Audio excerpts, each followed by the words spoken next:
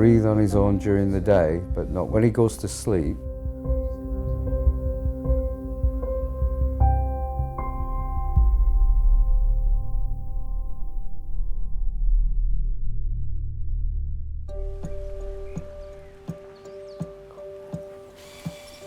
Doctors believed he wouldn't live for longer than 6 weeks. It was like, oh right, okay, game on. You all right? 17-year-old Liam Derbyshire suffers from an extremely rare condition that affects less than 1,500 people worldwide. Give me your foot, mate. Give me this foot. Liam has a condition called Congenital Central Hypoventilation Syndrome, or Ondine's curse. Ondine was a fairy, and he was cursed that if he ever fell asleep, he would die because he wouldn't breathe. So we rely on a machine to make him breathe, and without that machine, he wouldn't be alive. Okay, comfy. Congenital Central Hypoventilation Syndrome, or CCHS, affects Liam's central and autonomic nervous system, which controls functions such as blood pressure, heart rate and breathing, and can increase the risk of organ damage, especially to the brain. If you ask me if I had a good night's sleep, the answer is no. Not since the day he was born, to be quite frank. You don't know from one day to the next, 1 minute to the next minute, whether he's going to have a seizure, an episode, he's going to get tired, he can collapse on you at any time. I always remember one senior nurse saying to me many times, it will get easier as he gets older. That is the biggest load of rubbish going, because it does not get easier. If anything, it gets harder. You go from having what you think is a normal child to someone who actually gets rarer by the day because he's surviving so long as he is. Every night, Liam relies on a ventilator to keep him alive when he sleeps. A carer is also on hand to watch over him in case anything goes wrong. Basically, Liam's sleeping arrangements are the electric bed, which has 3 positions in order to give him some quality of sleep. There's a plate underneath the mattress that will sense after 12 bursts of fitting.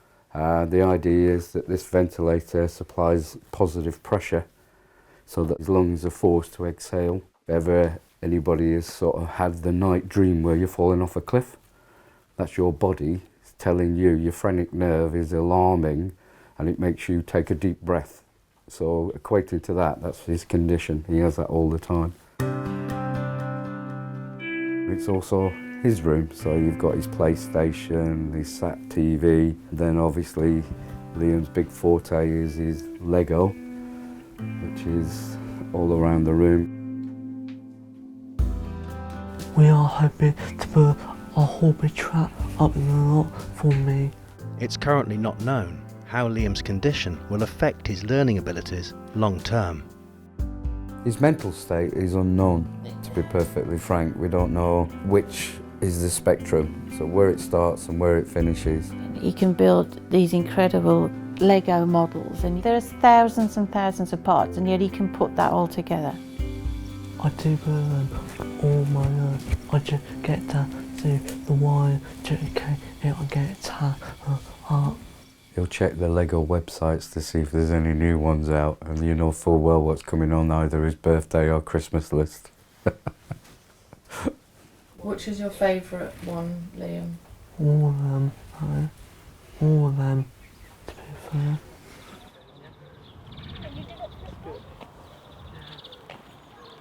Liam's 17, nearly 18, so it's a big birthday this year. He's an annoying, grumpy teenager, so he's no different to any other teenager. But he does have a sense of humour. He's very caring. He's got a really soft side. He has one older brother, 3 half-sisters. His 2 older sisters, they've both got children, so he's got 8 nieces and nephews. Me and Liam, we do a lot of things together. We play with the trains, build Lego, did look food good. Wasn't it the Flying Scotsman? Yeah. He loves trains. You ask him anything about trains, he'll tell you. Yeah. Like, some people don't understand what he says, but I do. You just got to take a bit more time and proper listen to what he says to understand and fully be aware of what he's saying. Life expectancy wise for Liam, nobody knows for sure, but You cannot regret or have any remorse about the life he's had, because he wouldn't have had it. If we'd have listened to some of the doctors, by rights he shouldn't even be alive now. We never really thought we'd get this far. Liam's living proof that there's always hope. The future for Liam, I would say, is it's not going to be totally independent, but with us two, it's going to be as independent as we could possibly make it. It's 18 years since we started this journey, you see. Yeah, I don't regret any day of it.